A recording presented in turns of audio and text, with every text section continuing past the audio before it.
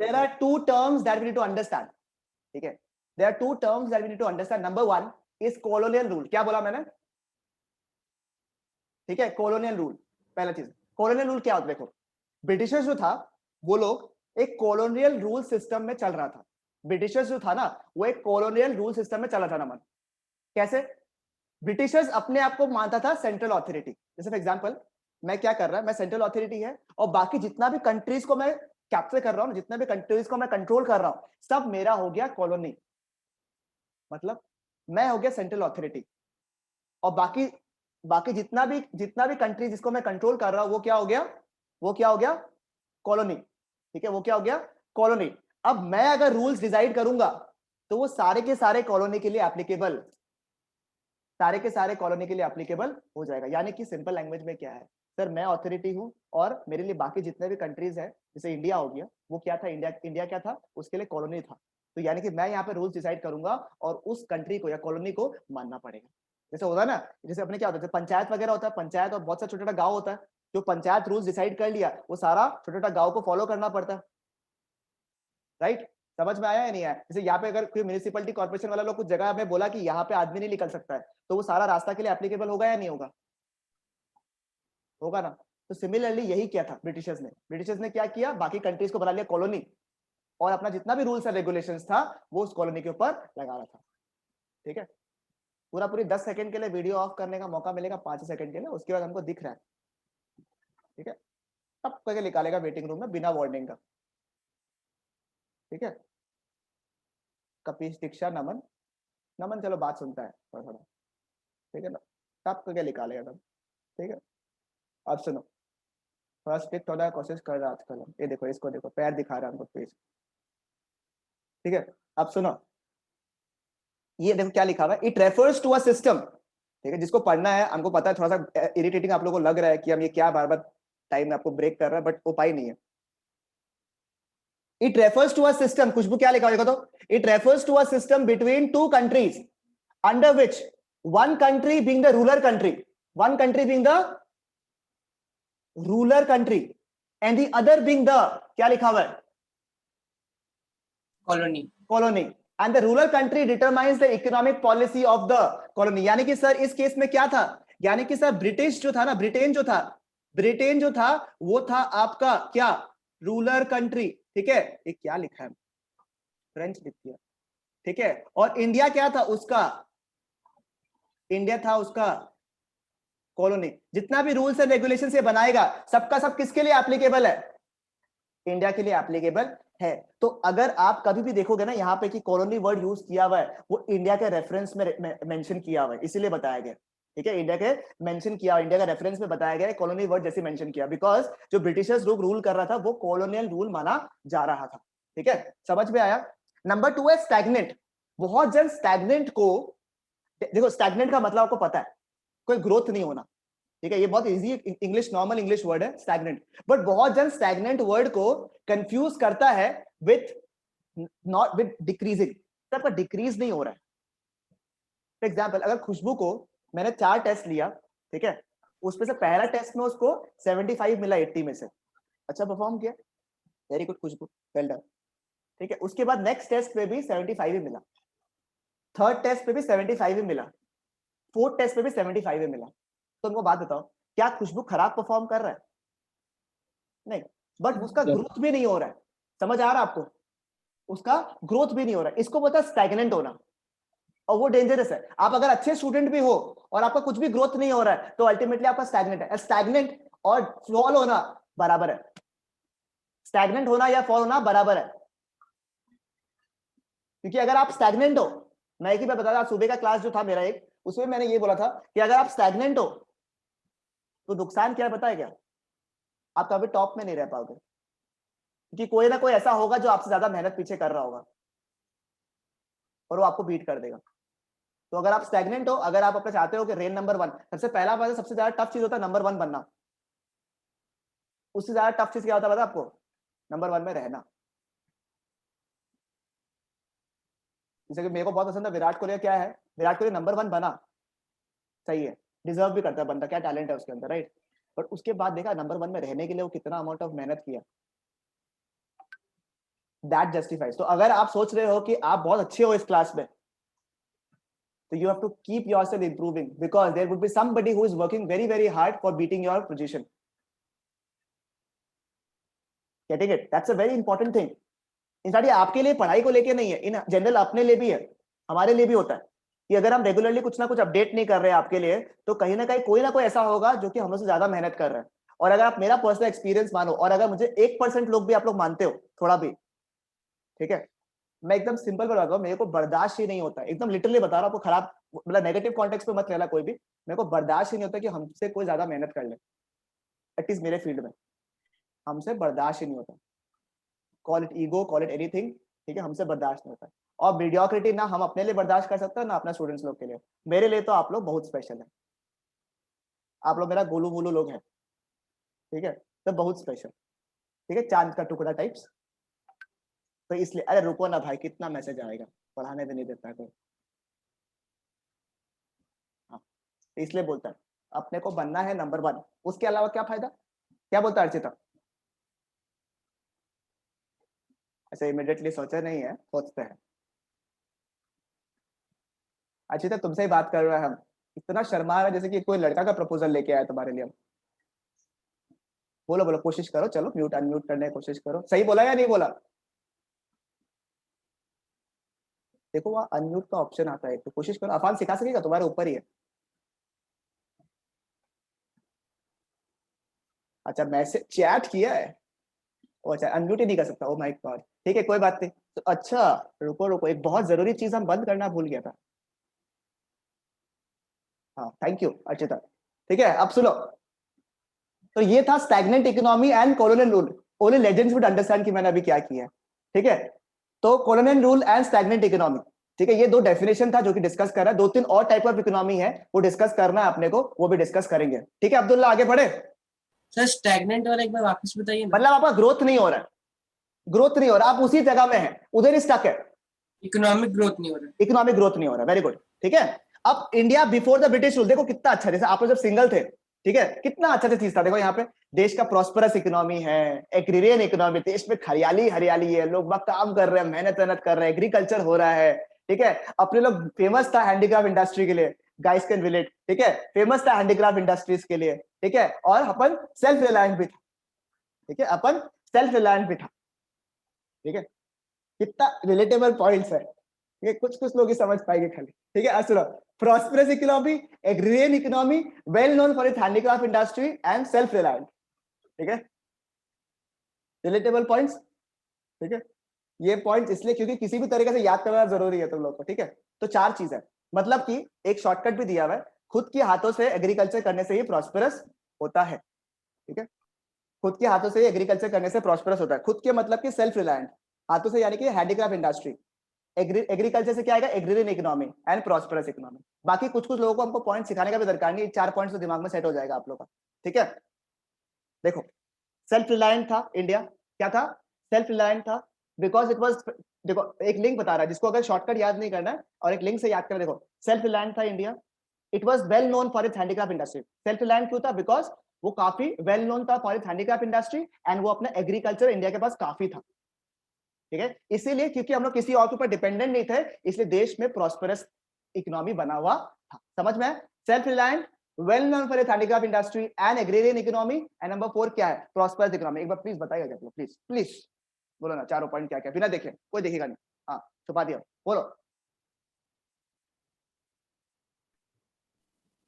Self-reliance, Self-reliant, Self-reliant, well known for its handicraft industry,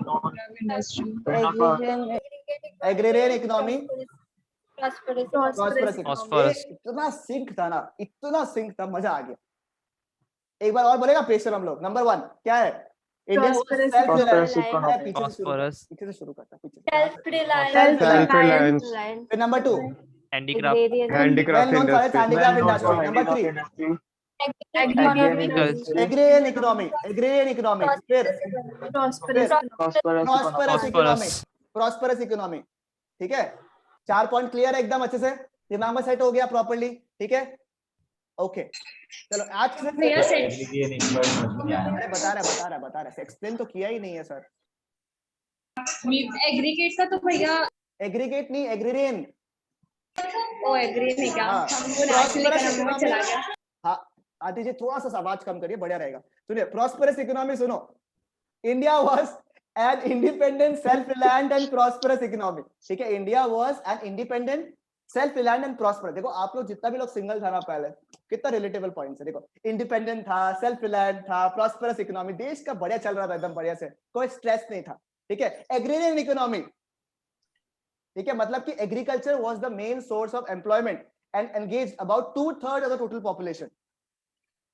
ठीक है, PUBG 2/3 of the population जो है involve इसी में था, agrarian economy. Number 3, India was well known for its handicraft industry. ये तो श्रेयांश समझ गया। ठीक है, famous for handicraft industry, enjoyed extensive trade in Asia and Europe, and last but not the least is self reliant. Only those crops were grown that are used for self consumption and for the village artisans only। मतलब कि सोचा ही नहीं, पता है क्या, इतना stress भी था जिंदगी। क्या स्ट्रेस है, जितना चाहिए खाने के लिए है उतना उगा ले, बाकी क्या मतलब पड़ा, किसको पैसा चाहिए, व्हाट इज मनी, वो वाला सिस्टम था। ऑलरेडी इतना फेमस है, ऑलरेडी इतना रिच वेजिटेशन है इंडिया का, कोई स्ट्रेस नहीं, तो इसलिए एकदम आराम वाला पॉइंट है। ठीक है, आपको क्या करना है सर, ये चारों पॉइंट एकदम कंटेस्ट याद करना है, पॉइंट्स याद रहना चाहिए दिमाग में। अंदर का पॉइंट्स आप लोग अपने हिसाब से बना सकते हो इस आंसर का, कोई स्ट्रेस नहीं है। ठीक है, क्योंकि उतना इंपॉर्टेंट नहीं है। ठीक है, इसलिए बोल रहा है कि चारों पॉइंट दिमाग में रखो और अपने हिसाब से कीवर्ड्स देख लो इसमें से जो आप लोग को लिखना है, याद नहीं करना है, सिर्फ चारों पॉइंट याद रहने से काम चल जाएगा, ये वाला पॉइंट का। ठीक है, चलेगा, आगे बढ़े राहुल। ठीक है, आगे बढ़े। अरे तुम सगमा में चला गया भाई, कोई बात नहीं, होता रहता है लाइफ में। ठीक है, अब सुनो, अब क्या हुआ, जिंदगी खुश था आपका, बट अनफॉर्चुनेटली कौन आ गया, ब्रिटिशर्स लोग आ गया। ठीक है, और ब्रिटिशर्स आने के बाद में उन्होंने क्या किया, कॉलोनियल गवर्नमेंट चलाया काफी सालों तक।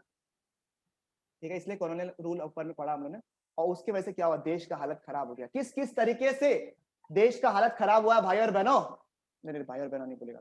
ठीक है, नंबर 1 जो लिखा हुआ है, ब्रिटिशर्स देखो बहुत स्मार्ट था, आपको पता है, अगर हम लोग कुछ भी बोले ना, ब्रिटिशर्स बहुत स्मार्ट था।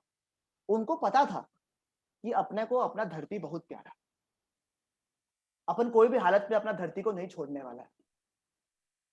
ठीक है, इसीलिए वो लोग इस पॉलिसी लगाया।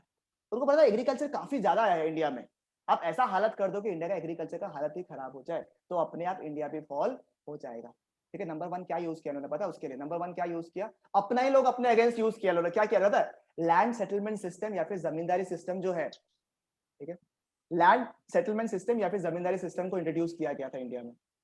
पता है आप लोगों को जमींदारी सिस्टम क्या होता है? हाँ भैया। ठीक है, इसमें क्या हुआ, जो ओनरशिप था ना लैंड का, ओनरशिप जो था ना लैंड का, उसको ट्रांसफर करते जमींदार के नाम पे। मतलब पहले जमीन के मालिक आप थे, अब वो जमीन के मालिक कौन हो गए, जमींदार हो गए। ठीक है, और जमींदार को बोला कि तुम्हारा एक ही काम है, लगान कलेक्ट करो। क्या कलेक्ट करो, लगान या फिर टैक्सेस कलेक्ट करो। उनको कोई मतलब नहीं था कि भैया उस साल खेती हुआ है, बारिश आया नहीं आया, इकोनॉमिक कंडीशन कैसा है, उसका कितना प्रोडक्शन हुआ है, कोई फर्क नहीं पड़ता। उसका मेन इंटरेस्ट क्या था, सिर्फ लगान कलेक्ट करना। Irrespective of the economic condition of the farmers, the main interest was just to collect what? लगान। और इसमें भी ना जमींदार के ऊपर भी बहुत प्रेशर देकर रखा, वो लोग का डेट फिक्स कर दिया, इतना तारीख को तुमको ना सारा लगान जमा करना पड़ेगा हम लोग के अकाउंट में। ब्रिटिशर्स बोल दिया, अगर आपने नहीं किया तो आप जमींदार नहीं बन पाओगे। तो उनके पास भी ऑप्शन नहीं था, चारों तरफ से लोग फंस गए। समझ में आया आप लोग को? तो ये पॉइंट्स है जमींदारी सिस्टम के अंदर। ठीक है, कि ओनरशिप क्या कर दिया, ओनरशिप ट्रांसफर कर दिया जमींदार को। उनका मेन काम क्या था, तो collect revenue. The main interest was to collect revenue irrespective of the economic condition of the cultivator. हो सके तो मेरे साथ में पढ़ता रहो। ठीक है, इकोनॉमिक कंडीशन के विपरीत, क्या विपरीत विपरीत बोल रहा है, इंग्लिश बोल। ठीक है, मेन इंटरेस्ट क्या था आपका, to collect revenue irrespective of the economic condition of the cultivator. अगर आप डेट्स भी फिक्स था, अगर आपने फेल किया डेट्स को कलेक्ट करने में, तो आप अपना राइट्स खो दोगे। This was the land settlement system और जमींदारी सिस्टम। सर अंदर में इतना सारा पॉइंट्स है, याद करना है क्या? याद वैसे नहीं करना, मेन पॉइंट्स आपको आना चाहिए, बट कभी कभी लैंड सेटलमेंट सिस्टम या फिर जमींदारी सिस्टम को अलग से 2 से 3 मार्क के लिए पूछ सकता है। तो ऐसा नहीं कि सिर्फ आप मेन पॉइंट्स को करें, आपको अंदर का पॉइंट आना चाहिए। और हम लोग जो है वो आंग बांग अंदर नहीं लिखेगा। ठीक है, हम लोग वही लिखेगा जो कि एक्चुअली में एनसीईआरटी का बुक में है। याद हो जाएगा, trust me if you repeat it. ठीक है, डीपीएस वाला लोग जो लोग 2-3 बार लेक्चर्स देखा, याद हुआ है कुछ कुछ पॉइंट्स अंदर का? ठीक है, तो आप रिपीट करोगे हो जाएगा। क्या क्या पॉइंट्स है? नंबर 1, लैंड सेटलमेंट सिस्टम का एक और नाम क्या है? बोलो बोलो बोलो बोलो बोलो बोलो। जमींदार जमींदार system। ठीक है, ओनरशिप किसके नाम पे ट्रांसफर हुआ? जमींदार जमींदार के नाम पे। अनंत बोलो को उसके इकोनॉमिक कंडीशन से कोई मतलब था क्या? नहीं भैया, क्या था उनका इंटरेस्ट मेन? लैंड, लगान कलेक्ट कर लगान कलेक्ट करना, रेवेन्यू कलेक्ट करना, टैक्सेस कलेक्ट करना, ठीक है ना? और डेट्स फिक्स था क्या श्रेयांश? नहीं भैया, डेट्स फिक्स नहीं था? अरे डिपॉजिट करने का डेट्स फिक्स सब था उनका ना? मर्जी होगा। क्या जमीन, ये अलग ही जोन में जुड़ रहे पैसा हैं। लेने के लिए हाँ, पैसा लेने के लिए पढ़ ले, ऊपर देख के क्या पढ़ रहा है बेशरम। डेट्स ऑफ डिपॉजिटिंग क्या था, फिक्स था या नहीं था? फिक्स था। फिक्स था। और अगर फेल हुआ वो लोग, तो वो लोग अपना जमींदार का रोल जो है वो खो देगा। नंबर 2, ठीक है, नंबर 2। अब देखो, एक बार भी फेल होने से एक बार भी ऑब्वियसली वार्निंग तो देता, जैसे लगान पिक्चर में नहीं आया था कि वो जो कचरा वाला पार्ट था, रिलेटेबल पार्ट, ठीक है। अब सुनो, अब सबसे पहला चीज क्या करें, देखो किस तरीके से ब्रेक किया एग्रीकल्चर को। देखो आप स्मार्ट एक चीज देखो, नोटिस करो आप कैसे ब्रेक किया, ठीक है। नंबर 1 क्या किया बताइए, नंबर 1 क्या किया?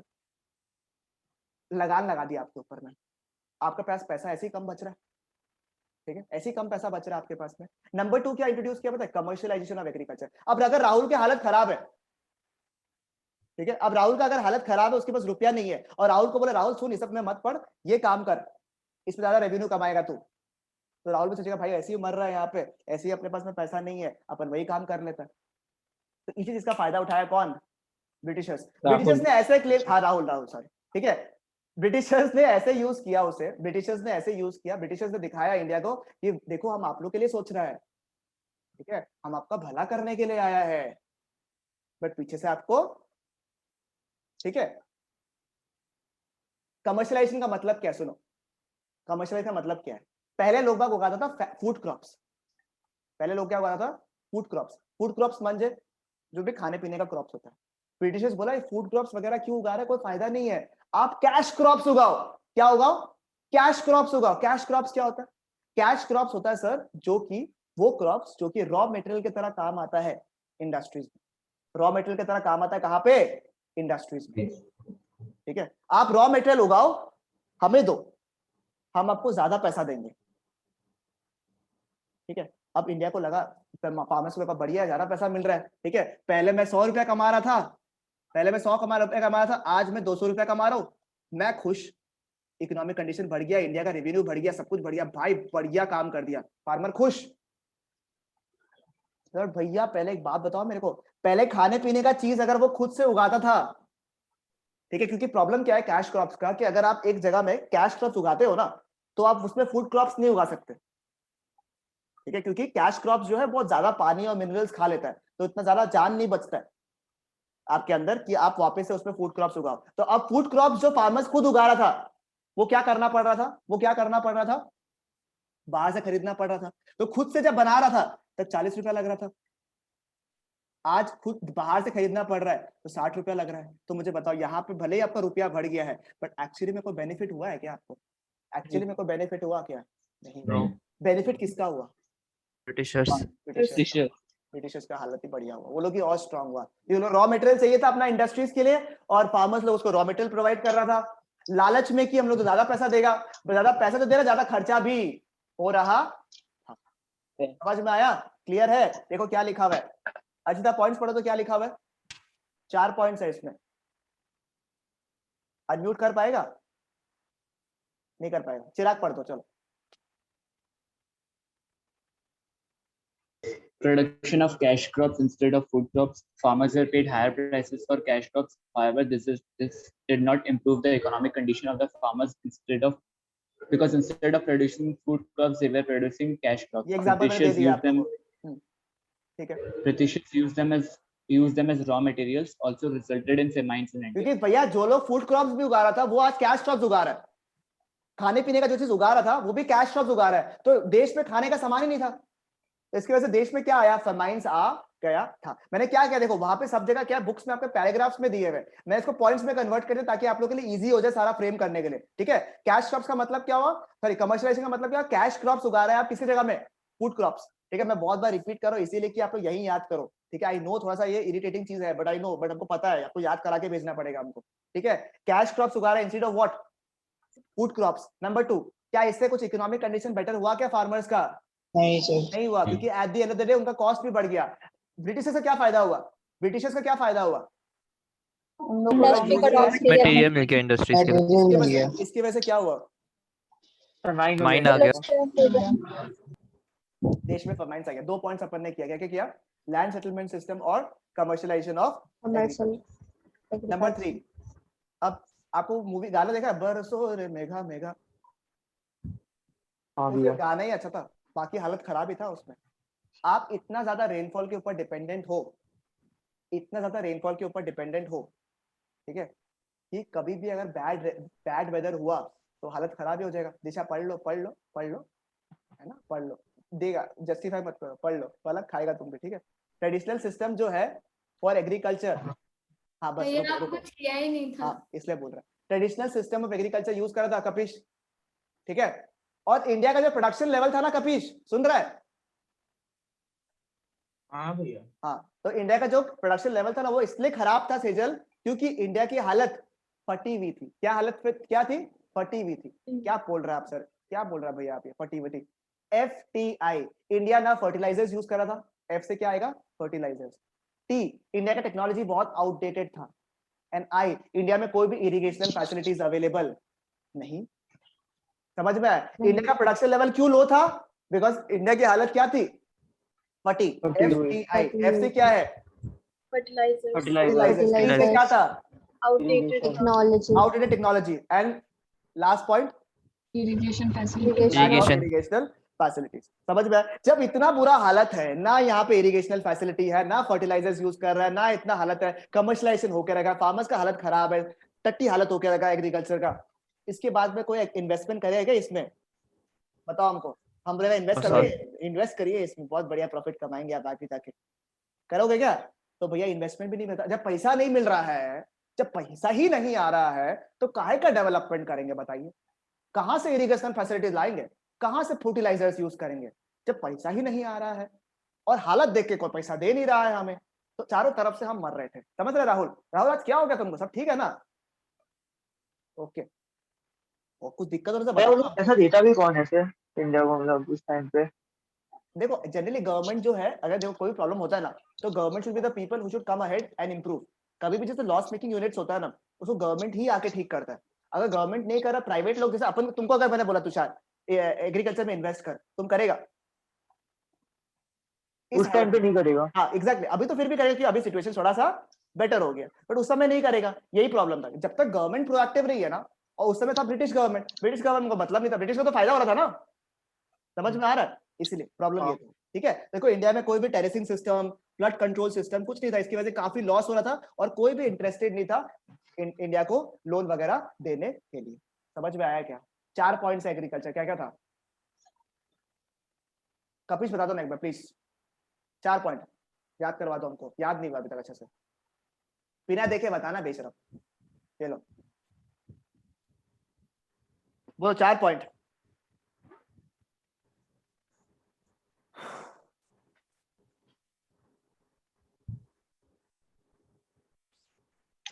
नहीं बोलेगा? पढ़ लो बेशरम कहीं का, पॉइंट्स याद नहीं है। मोहित बताओ, चलो चारों पॉइंट। लास्ट वार्निंग कपिश, बोलो कहा गया मोहित? प्रॉस्पेरस। अरे 4 पॉइंट एग्रीकल्चर का बोल रहा है, एग्रीकल्चर का पूछ रहा है। अच्छा, फर्टिलाइजेशन। फर्टिलाइजेशन, ये नए अद्भुत वर्ड निकाला भाई। देख दो भी, देख लो बेशरम। दिव्यांशी बताओ, दोनों बेशरम। मोहित को भी लास्ट वर्ड बोलो, एग्रीकल्चर का दिखा है। हाँ बोलो, वेरी गुड दिव्यांशी, बोलो। भैया land settlement. Thank you. Land settlement system, मतलब एक और नाम क्या था उसका? जमींदार system. Number 2 agriculture, commercialisation of agriculture. Very good. Link करो। सबसे पहला जमींदारी सिस्टम यूज किया, पैसा नहीं था, इसकी वजह से उन्होंने इंट्रोड्यूस क्या किया? Commercialisation of agriculture. कमर्शियलाइजेशन के बाद भी फायदा नहीं हुआ, क्योंकि इंडिया की हालत क्या थी? फटी हुई थी, low level of technology. FTI क्या था? FTI क्या था? Fertilisation, lack of outdated technology. And last, ऐसा हालत में कौन इन्वेस्ट करेगा? Outdated technology. सर आप चैप्टर याद कर लोगे? जब 10 चैप्टर हो जाएगा ना तो भूल जाओगे सब कुछ, इसलिए बोल रहा हूँ लिंक जरूरी है। नंबर 1 जमींदारी सिस्टम यूज किया, हालत खराब था इसलिए कमर्शियलाइजेशन इंट्रोड्यूस किया, उससे कुछ भला नहीं हुआ है क्योंकि लो लेवल ऑफ प्रोडक्टिविटी था, क्योंकि इंडिया की हालत फटी हुई थी और ऐसे हालत में किसी ने इन्वेस्ट नहीं किया, स्कैरसिटी ऑफ इन्वेस्टमेंट। बोलो एक एक बार चारों पॉइंट बोलोगे मेरे साथ में एक बार, सब लोग बोलोगे तुषार? जरूर। चलो नंबर 1 क्या है? लैंड सेटलमेंट सिस्टम और zamindari system. Number 2 Commercial. Of agriculture, हालत खराब था क्योंकि लो लेवल ऑफ फटी 3 पॉइंट था उसका, FTI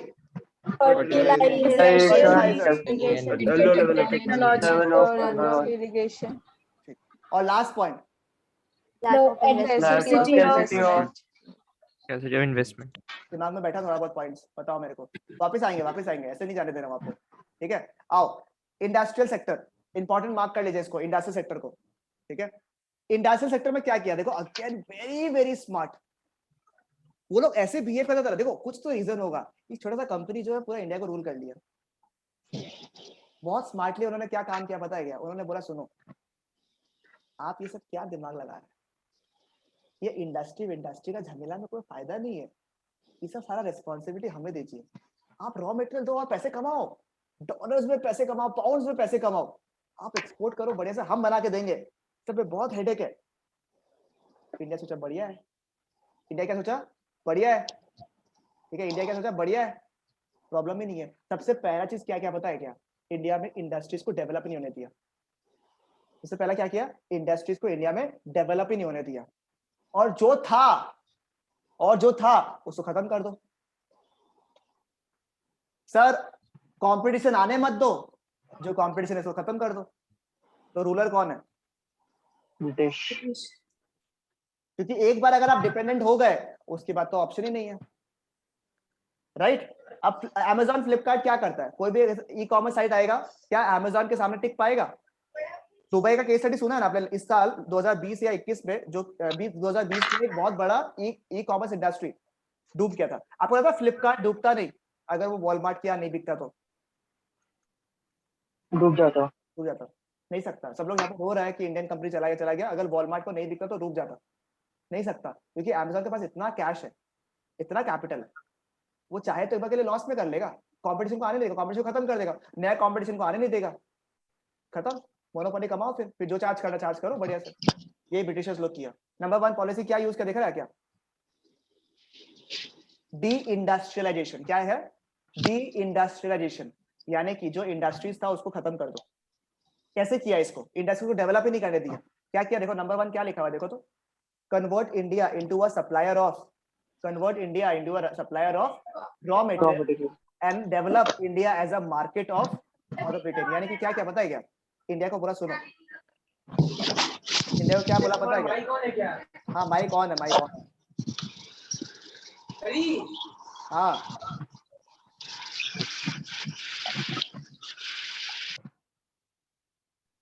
सॉरी सर। ठीक है, ब्रिटेन जो है वो बोला इंडिया को सुनो तुम एक काम करो, तुम हमको दो रॉ मटेरियल।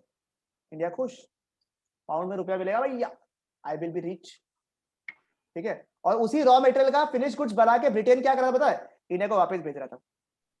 यानी कि 100 रुपए का कॉटन खरीदा इंडिया से और 1000 रुपए का शर्ट बना के किसको बेचा? इंडिया को। तो अपन प्रॉफिट में था या लॉस में था? लॉस में था। दिस इज बिजनेस, ठीक है? तो देखो यहाँ पे क्या लिखा हुआ, डी इंडस्ट्रियल, इंडस्ट्री डेवलप ही नहीं होने दिया, convert India into a supplier of raw material, and number 2 क्या लिखा हुआ, develop India as a market for Britain. ठीक है, मतलब देखो यहाँ पे getting the raw materials at cheaper rate to be used by the industries in Britain. जो है रॉ मटेरियल को चीप रेट्स में ले रहा था वो लोग, और फिनिश गुड्स जो है ब्रिटिश इंडस्ट्रीज किसको बेच रहा था? इंडियन मार्केट्स को बेच रहा था।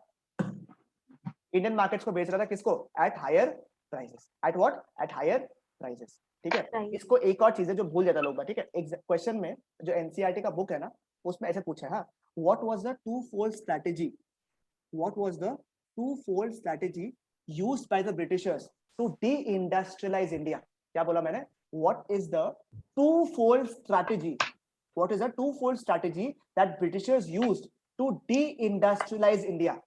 अगर ऐसा प्रश्न आपसे पूछा कि किससे दो टू फोल्ड वर्ड जहां आपको दिखा टू फोल्ड, जैसे टू फोल्ड वर्ड दिखेगा भूल जाओगे, मैं बता रहा हूं इसलिए बोल रहा हूं टू फोल्ड, इसलिए अलग से मार्क करना बुक जब मिलेगा आप लोगों को। टू फोल्ड वर्ड जहां लिखा है ये 2 पॉइंट है, कन्वर्ट इंडिया इनटू अ क्या supplier of raw material and develop India as a market for Britain. दिमाग में सेट हो रहा है नहीं, बताओ मेरे को।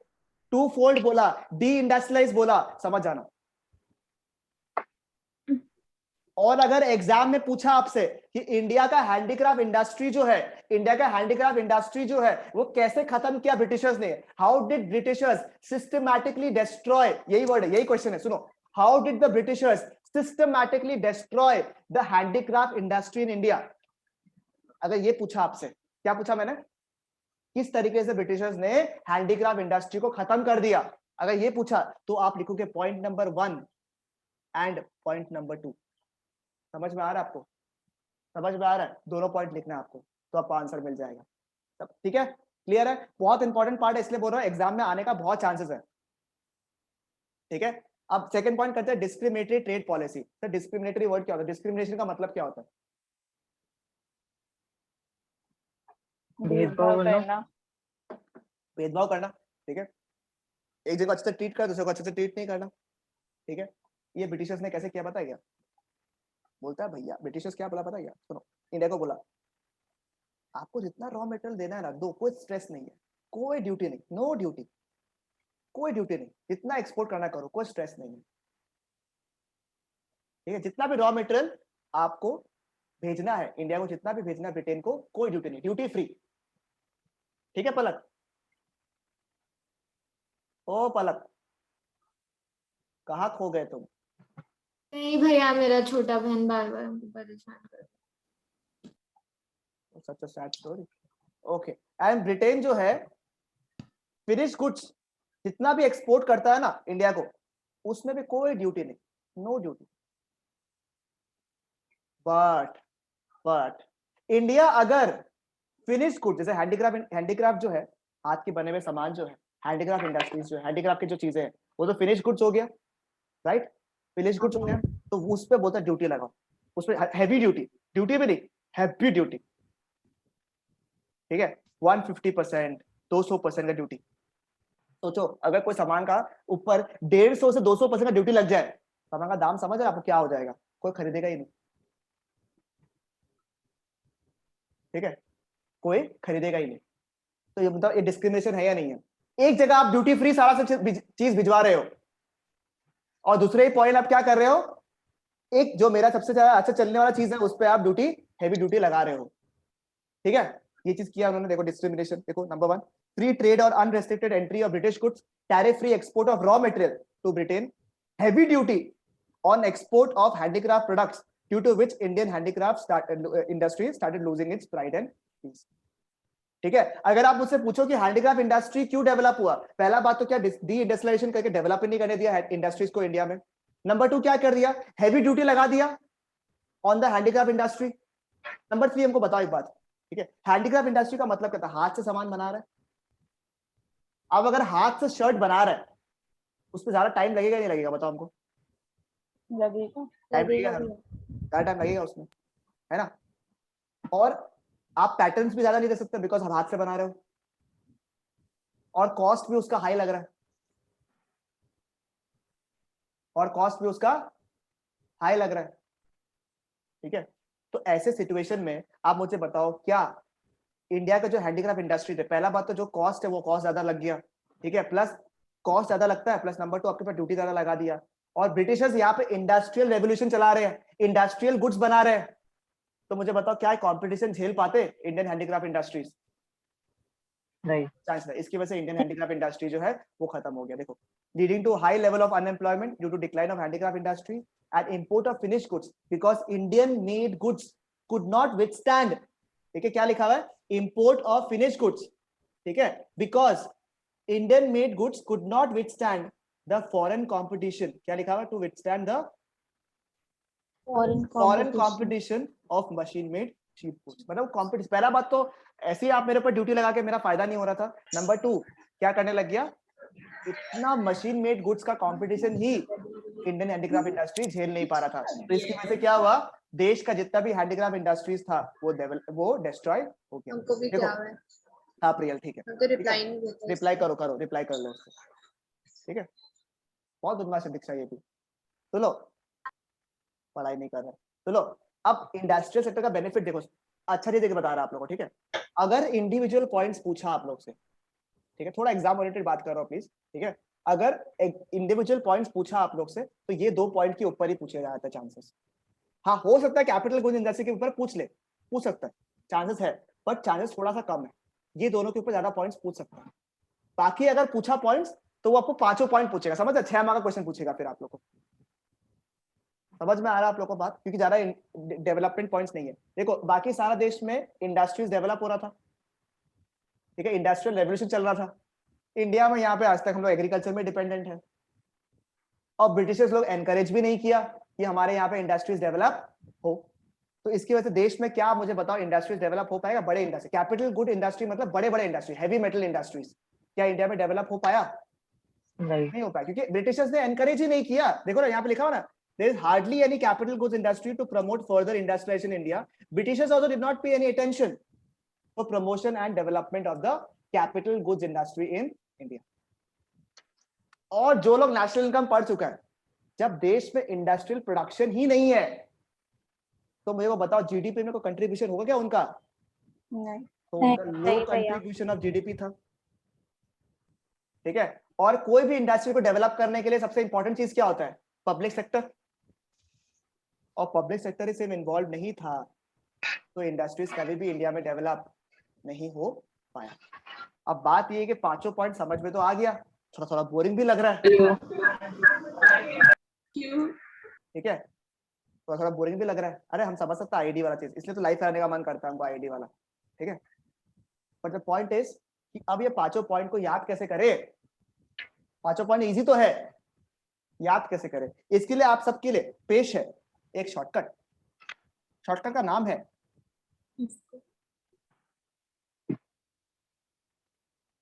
लास्ट ईयर ये डिस्को वाला गाना आया था, कोई याद होगा तो, क्या नाम है, टाइगर श्रॉफ वाला, वो वापस किया था ना उसको, ये जवानी I am a disco dancer. अच्छा, I am a disco dancer. क्या हमको तो लगा स्टूडेंट ऑफ द ईयर का बात कर रहे हैं। ये लोग ही है। आप समझ रहे हो समाज में किसको बॉयकॉट करना है? यही लोग है। अनंत समझ गया तुम? मूड ही खराब कर दिया स्टूडेंट ऑफ द ईयर बोल के। इससे अच्छा राधे बोल देता। ये लोग टोनी कक्कर सुनता है। हाँ सही बोला। भैया ऐसे मत बोलो, सेजल का फेवरेट मूवी है स्टूडेंट ऑफ द ईयर। कौन बोल दिया? नहीं हम तो तुमको जज कर रहे हैं भैया, हम तो तुमको जज कर, आनंद भी साथ में मेरे साथ में जज करेगा तुम्हारे साथ में, हम बता रहे हैं तुमको। ठीक है, आप ये बात किसी का है क्या favourite movie? Student of the year के बाद तो कोई भी जज कर लेगा भाई। भैया मैंने आपको बालशेखर सुनना क्या? हाँ हाँ हाँ हाँ सुनो ना, शॉर्ट में बताता, सुनो ना, बात तो सुनो, पता मजा आएगा, सुनो ना। इसको ठीक है, DI से है, ठीक है, थोड़ा सा रिदम है इसमें। DI से है, जैसे गाना कैसे था, डिस्को वाला गाना कैसे था, से डी ठीक है, हंसो मत, तुमको शर्म आता है, ठीक है। सुनो, से डी तो है डिस्क्रिमिनेटरी ट्रेड पॉलिसी। डी से क्या है, DI से क्या है, डिस्क्रिमिनेटरी ट्रेड पॉलिसी। से डी, जब मैं बोलूंगा से डी डिस्क्रिमिनेटरी, गाने गा दीजिए। ए रुको ना, हम दीक्षा बोलने वाला था, डी। प्रियल तुम चुप हो जाओ थोड़ा देर के लिए। मैं म्यूट कर दूं उसको। प्रियल पागल हो चुका है, प्रियल तुम चुप रहो। he has gone crazy, okay। से डी से क्या है आपका, discriminatory trade policy. Say S, ठीक है, एस से है आपका सेक्टर आता ना, लोग। भैया एस फॉर शशांक साहब, हमको अच्छा लगा सुन के। भैया प्रियल को म्यूट कर सकता है क्या? प्लीज म्यूट कर दो। हमको आता नहीं ना ये सब चीज। अरे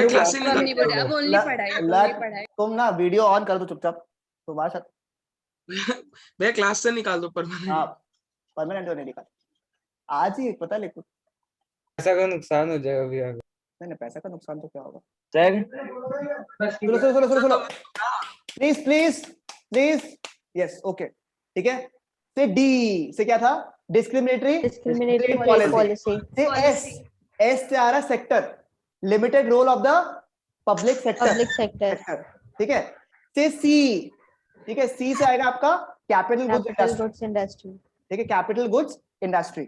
से O rhymes with low contribution to GDP. तो झूमो तो नाचो आओ मेरे संग नाचो गाओ। I am a disco. तुम कर लो पहले अपना तुम कर लो। यही तो आ गया। ये नहीं था ना बेशरम कहीं का क्रिएटिविटी देखो मेरा एक बार के लिए तुम लोग ठीक है। एक बार लास्ट कर प्रिया इस बार बोला तुम खाएगा मेरे से ठीक है। बहुत मुश्किल से याद किया ठीक है। सुनो डी से क्या था डी आई से क्या था से डी से क्या था डिस्क्रिमिनेटरी ट्रेड पॉलिसी। से आई हो गया। से S limited limited role of public sector. से सी कैपिटल गुड्स। से ओ लो कंट्रीब्यूशन लो कंट्रीब्यूशन। तो झूमो तो नाचो आओ मेरे संग नाचो गाओ discriminatory trade policy discriminatory trade policy.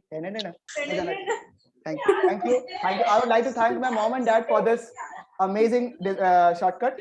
But rhythm में आएगा ऐसे। एक और बार भैया। बस हाँ तुम रिकॉर्ड करेगा भैया याद नहीं रिकॉर्ड तो भैया देखो आप पे ही चल रहा है रिकॉर्डिंग तो आप पे ही चल रहा है वो तो हम लोग को वैसे ही मिल जाएगा। रिकॉर्डिंग से क्या करना है ठीक है एक बार भूल गया क्या पॉइंट्स भैया याद हम लोग भी साथ साथ में करेगा। हाँ ये एकदम बात रिदम करो आप। एकदम भैया। आप लोग मेरा ले रहा है वो चलेगा भैया एक बार भैया सब करेगा।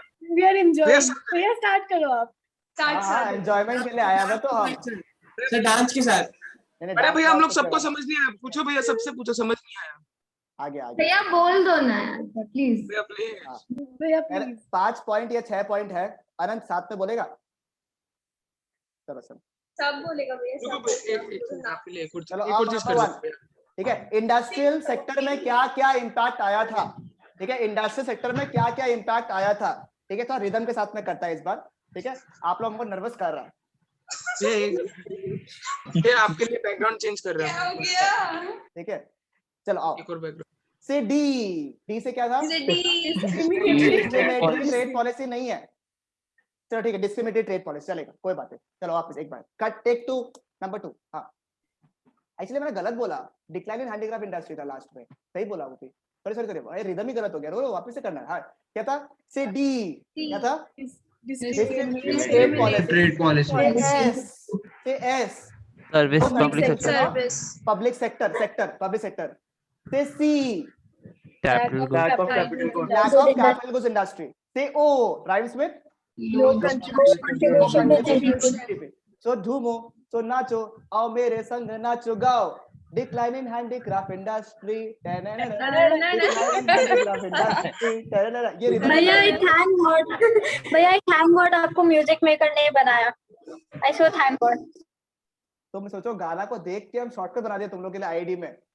भगवान को भला करना चाहिए कि हम साक्षात अवेलेबल है नहीं तो 5 पॉइंट कहाँ से याद करते तुम लोग। और इसके पहले ये शॉर्टकट से पहले तुम लोग का मुंह कैसा था पता है। समझ तो आ गया है। इस आइस ब्रेकर बोलता है इसको। राहुल तो बेचारा आज सगमा में ही है पता नहीं क्या हो गया इसको। राहुल सब ठीक हो जाएगा कोई बात नहीं लाइफ है ठीक है। आओ समझ में आया क्या।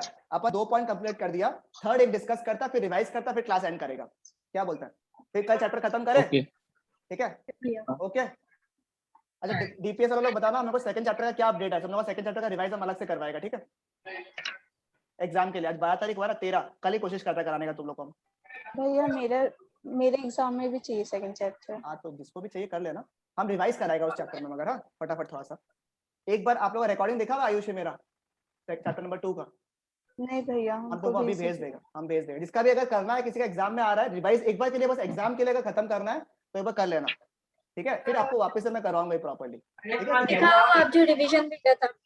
हाँ नहीं रिकॉर्डिंग हमको याद दिला देना जो भी है ठीक है। मैसेज कर देना भेज देगा। चलो लास्ट पॉइंट फॉरेन ट्रेड ना बहुत रिलेटेबल पॉइंट है बहुत रिलेटेबल है इसलिए मैं बोल रहा हूँ। पहला पॉइंट देखो सेम है क्या पहला पॉइंट देखो तो, फॉरेन ट्रेड का सेम पॉइंट है, देखो तो फर्स्ट पॉइंट सेम है क्या? Exporter of primary goods and an importer of finished goods, same point है, ठीक है। अब फॉरेन ट्रेड का पहला पॉइंट क्या हो गया? Exporter of primary goods and an importer of finished goods. Number 2 देखो, नंबर 2 क्या था? जो डिस्क्रिमिनेटरी ट्रेड पॉलिसी वगैरह यूज किया, ये यूज किया, वो सब के चक्कर में देश में क्या क्रिएट हो गया था? ब्रिटिशर्स का क्या क्रिएट हो गया था? मोनोपोली। मोनोपोली जो है वो क्रिएट हो गया था ब्रिटिश रूल का। तो मोनोपोली कंट्रोल ऑन ट्रेड कैसे किया पता है? पहले ऑलरेडी इतना ब्रिटिशर्स लोग कंट्रोल कर ही रहा था, साथ में क्या पता है क्या? देखो राहुल है, ठीक है, और सिमरन, ठीक है, नाम तो सुना होगा, ठीक है। अब राहुल को पहले सिमरन से अगर मिलना होता था, राहुल कहाँ रहता है? रेवाड़ी। और सिमरन रहती है, सिमरन कहाँ रहता है? तो दूर रखो, लंदन। कहाँ पे? लंदन भिजवाती है। बात सुनो इसका है तेरे पट नोखरा रख लो भैया। गुवाहाटी क्लब। रुको, कोई शॉर्टकट चाहिए हमको जो कि थोड़ा करेक्ट करता है फटाफट। भैया लालगंज। भैया गुवाहाटी क्लब। फाटा से जो भी है, फाटासिल रहता है, चलो फाटा में रहता है इसका, ठीक है। चलो, तो राहुल जो है अगर सिमरन से मिलना चाहता तो राहुल को पूरा घूमना उमना पड़ता था, पूरा इतना स्ट्रगल वगल कर पूरा के सिमरन से एक रोज दे के आता था वो, ठीक है। सिमरन आओ, मैं तुमसे मिलने आ रहा हूँ, ठीक है। तो सिमरन से बाहर में क्या कर रहा है? अंदर आओ, ठीक है। तो इतना घूम फिर कर सिमरन से मिलने जाता था, ठीक है। बहुत स्ट्रगल था, देख रहा राहुल का, सच्ची कहानी है, इसे काल्पनिक ना समझे, ठीक है। तो ये पूरा घूम फिर कर जाता था। अगर बाई चांस हेमंतो दा इसका स्टोरी को सुन लिया, ठीक है, हेमंतो मामा अपना बात सुन लिया कि राहुल कितना स्ट्रगल कर रहा है, ठीक है, अनन्या पांडे के बाद सबसे ज्यादा स्ट्रगल राहुल ही कर रहा है, ठीक है। तो एक काम किया, एक ब्रिज बना दिया ताकि राहुल और सिमरन एक ब्रिज से आपस में कनेक्ट हो सके। तो राहुल अब हफ्ते में एक बार मिलता था, वो हर 3-4 घंटे में मिलने लग गया, ठीक है। यही ब्रिटिशर्स लोग किया, पता है क्या? पता है इंडिया कहाँ था, ठीक है, इंडिया कहीं यहाँ था और ब्रिटेन कहीं दूर था, और ब्रिटेन को बहुत मेहनत होता था मतलब इंडिया तक ट्रैवल करने में या फिर कुछ भी सामान वगैरह भिजवाने के लिए। तो ब्रिटिशर्स ने क्या क्या पता है क्या? हमारे अंदर दूरियां कम ना हो, हम संग रहे, इसलिए एक आर्टिफिशियल कैनाल बना लिया बीच के ऊपर, इसको नाम किया स्विस कैनल। क्या किया? 1869 में बनाया था इसको, डेट इंपॉर्टेंट है, कब बनाया था? 1869 स्विस कैनल बनाया।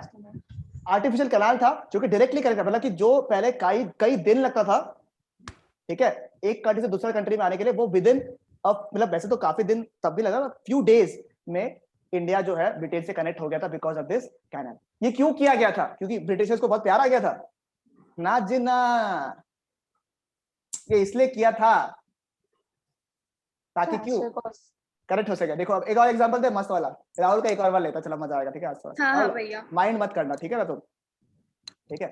हाँ, तो राहुल पहले क्या था आपको पता है? जियो जब नहीं था ना, तब क्या पर मिनट का रुपया लगता था, आपको पता होगा, याद है ना वो टाइम जब पर मिनट का रुपया लगता? श्रेयांश और नीचे कर ले, हमको खाली ऊपर जाए वो पोस्टर ही दिखा देना तू, ठीक है। तो पर मिनट का रुपया लगता था, याद होगा आपको, है ना। उस समय क्या था, बैलेंस खत्म होने वाला बोल के कट कर सकता था फोन को, ठीक है। ये नहीं बैलेंस नहीं है, बैलेंस नहीं, सॉरी अभी बात नहीं हो पाएगा, सॉरी बैलेंस ही खत्म, ओहो बैलेंस खत्म हो गया, बता दिया, ठीक है। फिर मुकेश अंबानी आ गए, अपना मुखिया आया, कॉल ही फ्री कर दिया, पहला फोन राहुल के पास है, अब तो बैलेंस की चिंता ही नहीं है, अब तो अनलिमिटेड बातें कर पाएंगे। सुनने में लगा अच्छा, बट राहुल के पॉइंट ऑफ व्यू से देखो तो खराब है। वही इंडिया को लगा कि कितना अच्छा होगा ब्रिटिश लोग कंडक्ट करते, बट इंडिया के पॉइंट ऑफ व्यू से देखो, इंडिया का तो नुकसान ही हो रहा है। फायदा किसका हुआ? राहुल के केस में किसका फायदा हुआ? इंडिया के केस में किसका फायदा हो रहा था? Britishers. I have to have, हमको नेशनल अवार्ड दे देना चाहिए, बोल रहे तुम लोग, ठीक है। चलो ओके। तो देखो पहला बात तो हाफ ज्यादा ट्रेड, मतलब पहले तो राहुल ज्यादातर बात तो उसी से करता था, more than half the trade was restricted to Britain, और थोड़ा बहुत जो बात करता था वो उसी का फ्रेंड लोग से बात करता था ये, ठीक है। देखो more than half the trade was restricted to Britain while the rest was allowed to a few countries like China, Ceylon, मतलब जिसको श्रीलंका, और पर्शिया। ईरान क्यों किया? पर्शिया क्या मस्त नाम है, सोचो तो अगर मेरा कंट्री का नाम पर्शिया होता है ना, कसम से कहीं जाता ही नहीं, सिर्फ नाम के लिए, पर्जिया, क्या सही नाम होता है, सही बोलता है नहीं बोलता, पता नहीं, हमको ऐसे फैसिनेशन लगता है, कितना मस्त है। ये तो था ही, मेरा हालत ऑलरेडी खराब था, राहुल बोल रहा है, ऊपर से स्विस कैनल और ओपन कर दिया 1869 में, ठीक है, बिटवीन इंडिया एंड ब्रिटेन। अब क्या हुआ, फ्री करो, सब कुछ फ्री, कोई स्ट्रेस नहीं, जैसे मुखिया किया वैसे इसके बीच में भी फ्रीडम हो गया। ठीक है, समझ में आया आप लोग को, क्लियर है ये वाला पार्ट? हाँ भैया। And last but not the least, ठीक है, जो एग्जाम में मेरा एक्सपेक्टेड क्वेश्चन में था इस बार, ठीक है, drain of Indian wealth during the British rule, ये एग्जाम में एक्सपेक्टेड में था, लास्ट टाइम एग्जाम का एक्सपेक्टेड में क्वेश्चन में था ये, ठीक है, किस तरीके से, ठीक है, किस तरीके से ब्रिटिशर्स ने वेल्थ को ड्रेन किया था, ठीक है, थोड़ा सा guys can relate, I am not saying, इसमें खाली मजाक के लिए काल्पनिक बोल के बता रहा आप लोग को, ठीक है। अगर आप कहीं घूमने जाते हो, खर्चा किसका होता है? मन से निकला, किसका भी बोला, मन का निकला, ठीक है। अगर लड़का लड़की जाए तो लड़का का। ये दुखी वाला है, इसमें हुआ है, हम बता रहा था, ये सब यश में एक्सपर्ट है। ये सब हुआ है। यश अफान भी हाथ उठाया सर, ये तो हम हो गए, ठीक है, आपस में लड़ाई कर लिया कोई दो जन, ठीक है, भाई भाई भाई, कोई बात नहीं, लड़ाई नहीं करना, ये लो सेटलमेंट, खर्चा किसका हुआ? लड़ाई वो लोग किया, खर्चा किसका हुआ? मेरा, ठीक है। तो यही ब्रिटिशर्स लोग किया, पता क्या, जितना भी ऑफिस वगैरह बनाना है, जो भी बनाना है इंडिया में या बाहर में, उसका खर्चा कौन उठा रहा है? इंडिया का पैसा। वॉर वो लोग फाइट कर रहे हैं, वर्ल्ड वॉर वो लोग फाइट कर रहे हैं बढ़िया से, खर्चा कौन उठा रहा है? इंडिया। स्टैचू वो लोग बना रहे हैं बढ़िया बढ़िया, खर्चा कौन उठा रहा है? तो ऐसी अपने पास कमाई नहीं है, ऊपर से ये सब चीज में खर्चा कर रहा है अपन, तो कहां से कुछ पैसा बचेगा बाहर, ठीक है। इसकी वजह से इंडिया का जो वेल्थ था ना, वो बिल्कुल ड्रेन हो गया, समझ में आ रहा है? इंडिया का जो वेल्थ था वो क्या हो गया, बिल्कुल ड्रेन हो गया, ठीक है। लास्ट पॉइंट को एक और चीज बोलते हैं, ट्रेड ऑफ इनविजिबल आइटम्स, ये आप लोग एग्जाम वाला लोग के लिए बोल रहा हूं, आप लोग ट्रेड ऑफ इनविजिबल आइटम्स लिख लेना, ट्रेड ऑफ, कोई मूर्ति वगैरह बनाना, ऐसा बनाना, ठीक है, ट्रेड ऑफ इनविजिबल आइटम्स, ठीक है, ट्रेड ऑफ इनविजिबल आइटम्स, ठीक है। चलो हो गया, ये सारे पॉइंट्स अपन ने किया, एक बार रिवाइज कर ले फटाफट जितना अपन ने किया, इसके बाद कुछ नहीं बचा हुआ है, एक क्लास में खत्म हो जाएगा, बोलो क्यों? सिर्फ इंफ्रा वाला पार्ट करना है बस, खत्म चैप्टर, ठीक है। करे रिवाइज एक बार फटाफट, कपिश, मिस्टर कपिश, याद हुआ कुछ पॉइंट्स? ध्रुव आज बदमाशी किया है, तरन भी थोड़ा बदमाशी लास्ट में किया है, अच्छी करवाएगा आपको रिवाइज अच्छे से, याद हुआ पॉइंट्स? हाँ भैया। चलो आओ रिवाइज कराओ, मैं सब में आओ, चलो क्या क्या पढ़ा अपन ने? India before the agricultural rule, India before agricultural rule बोलता है, India before the British rule, India before the British rule, 4 point क्या क्या था, चारों पॉइंट क्या क्या था? Number 1 prosperous economy, number 2 agrarian economy, number 3 agrarian economy, well known for handicraft, okay चलो well known for its handicraft industry, and 4th point हो गया जमींदारी सिस्टम, अरे 4 point before the Britishers rule, self reliance, Britishers के आने के पहले 4 point क्या क्या था आपका? Prosperous economy, agrarian economy, well known Handicraft industry, self reliance, self reliance. जिसका पॉइंट में नहीं आ रहा देखने का, ठीक है। इंडिया ब्रिटिशर्स जब रूल किया, एग्रीकल्चर का हालत का 4 पॉइंट, नंबर 1 जमींदारी सिस्टम, जमींदारी सिस्टम, उसमें ओनर्स कौन बना? उसमें ओनर्स कौन बना? जमींदार, उनका एक ही मोटिव था, क्या? टैक्स लगान या फिर टैक्सेस कलेक्ट करना। क्या उनको इकोनॉमिक कंडीशन से कोई मतलब था? No, concern about the economic condition? No, ठीक है। एंड डेट्स फिक्स था क्या? डिपॉजिट ठीक है। Next point, commercialisation of agriculture, उसमें क्या होता है? कमर्शियलाइजेशन का मतलब क्या आता है? कैश क्रॉप्स ग्रो करना, crop grow करना, cash crops like instead indigo grow करना, of food crop. Very good, cash crops के एग्जांपल्स है इंडिगो, कॉटन, ये सब, ठीक है, वेरी गुड। नंबर 2 क्या था आपका? नंबर 2 क्या था? लेवल ऑफ प्रोडक्टिविटी, नहीं, इसी के अंदर का पॉइंट बोला, कमर्शियलाइजेशन का पॉइंट बोल रहा हूं आप लोग को। पहला था कैश क्रॉप्स उगाना, लो लेवल ऑफ प्रोडक्टिविटी, कमर्शियलाइजेशन का ही सेकंड पॉइंट पूछ रहा है आप लोग से हम, लो लेवल ऑफ प्रोडक्टिविटी। चलो सुनो, ठीक है, पहला क्या था? कैश क्रॉप्स उगाना, नंबर 2 हायर प्राइसेस मिल रहा था, बट क्या उसका इकोनॉमिक कंडीशन कुछ बेनिफिट हुआ? नहीं हुआ। उल्टा देश में क्या आया? एक्सपेंसिव, expenses, अरे फेमाइन आया देश में, एक्सपेंसिव भी हुआ, फेमाइन आई है, ठीक है। famine था ये, third point, low level of productivity, low level India of की हालत क्या low थी? level of productivity, क्योंकि इंडिया की हालत क्या थी? फटी, FTI, F से Fertilizers. T से Outdated technology. Technology. I से Irrigation आदिश बोलो लास्ट थर्ड पॉइंट क्या है? irrigation facilities, ओके उसके बाद में लास्ट पॉइंट कहते हैं सब सिचुएशन के बाद में कोई इन्वेस्ट करेगा? scarcity of investment, Scarcity of investment. Flood control ऐसा कुछ भी कर नहीं पा रहा था, ठीक है। इंडस्ट्रियल सेक्टर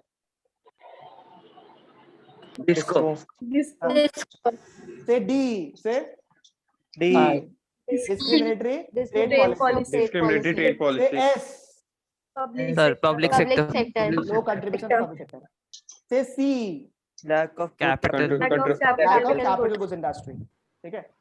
से low low contribution of GDP, contribution of GDP फिर से झूमो से नाचो आओ मेरे संग नाचो गाओ डिक्लाइन ऑफ हैंडीक्राफ्ट इंडस्ट्री, ठीक है। थैंक यू, ठीक है। Decline of handicraft industry. Last but not the least is foreign trade. Foreign trade में आपके पास था केवल 3 पॉइंट। क्या क्या था Tushar?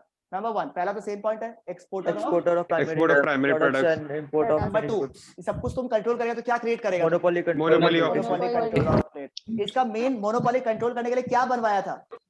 Swiss canal. Swiss canal 1869. 1869। And last but not the least सारा Train खर्चा of Indian train of exam में पूछता, ठीक है ना, अलग से 3 मार्क के लिए पूछता है। यहाँ ये डीपीएस वाला एक्सपेक्टेड में लिख लो ये वाला क्वेश्चन को, train of Indian wealth 3 mark के लिए, ठीक है। How did the Britishers cause a decline in the wealth of the Indian something कुछ बढ़ा के दे देगा वो लोग आपको, बट ये वर्ड देखना, ट्रेन वाला वर्ड देखना आप लोग, ठीक है। ये इंपॉर्टेंट मार्क कर लो, ठीक है। बाकी लोग जिसको बुक मिलेगा वापस से मार्क करवा देगा आप लोगों को, ठीक है, चलेगा? Okay fine.